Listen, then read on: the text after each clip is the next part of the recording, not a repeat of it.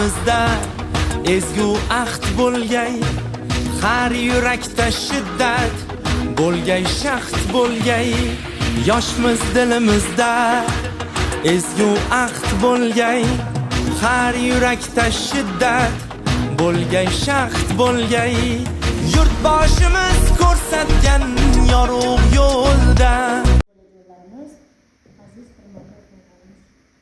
Respublikamiz bo'yicha judayam chiroyli tadbir ta'limda o'qiyotgan o'quvchilarimizni iqtidorliklarini o'zlari namoyon qilishlari uchun sen iste'dodlisan respublika ko'rik tanlovining tuman bosqichi tanlov ishtirokchilari, mana bugun biz respublika tanlovini birinchi bosqichini mana tumanda o'tkazyapmiz. Avvalambor xush kelibsizlar hammalaring mana shu tuman bosqichiga.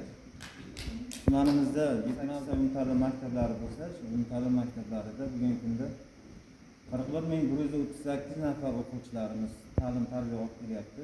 Mana shu o'quvchilarimiz ichida 183 tasi shu uy sharoitida ta'lim oladi.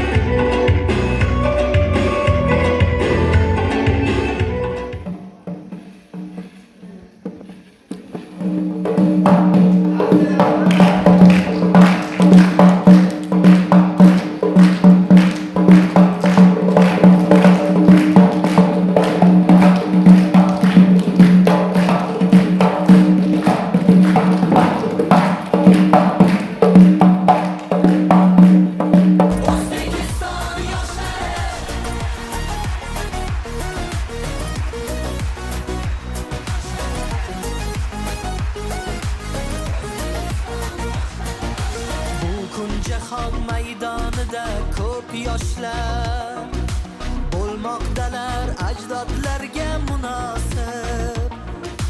Ular yurtni marralar sari boshlar. 11 nafarlar mana ko'rdik tashqarida qayda. Tashqi san'at yo'nalishi bo'yicha mening dunyoyi mavzusidan 90 daqiqa davom o'sha o'ylagan, fikrlagan rasmlarini Namangan viloyati maktabgacha va maktab ta'limi boshqarmasi Pop tuman maktabgacha va maktab ta'limi bo'limiga san'at yo'nalishida faol ish